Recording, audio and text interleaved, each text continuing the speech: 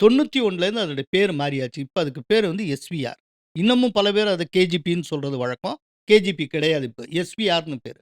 அந்த எஸ்விஆர் மூக்குல வேர்த்தது. ரொம்ப வித்தியாசமா இருக்கே என்னமோ! அப்படின்னு சொல்லிட்டு.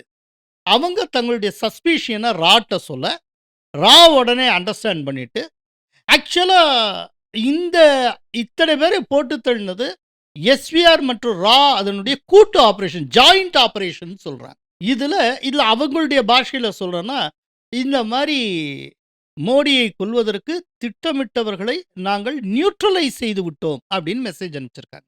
இது வந்து மாடர்ன் வேர்டு. நியூட்ரலைஸ் பண்ணிறது, சமப்படுத்திறது. அதாவது இல்லாதாக்குவது கம்ப்ளீட்டா. அவங்கள நியூட்ரலைஸ் பண்றாங்க. இது வந்து ரொம்ப முக்கியமான ஒரு காரியம். இதெல்லாம் நடக்குது.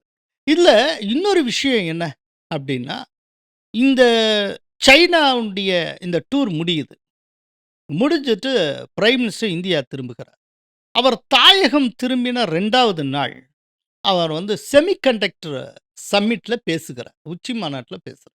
பேசுறப்போ, நான் இந்த மாரி சீனாவுக்கு போயிட்டு வந்திருக்கேன் அப்படின்னு அவர் சொல்றார். சொன்ன உடனே கை தட்டுறாங்க எல்லாரும். அப்போ சட்லா மோடி ஒண்ணு சொல்லுகிறார். நான் சீனாவுக்கு போனதற்காக கை தட்டுகிறீர்களா? இல்லையென்றால் அங்கிருந்து பத்திரமாக திரும்பியதற்காக கை தட்டுகிறீர்களா?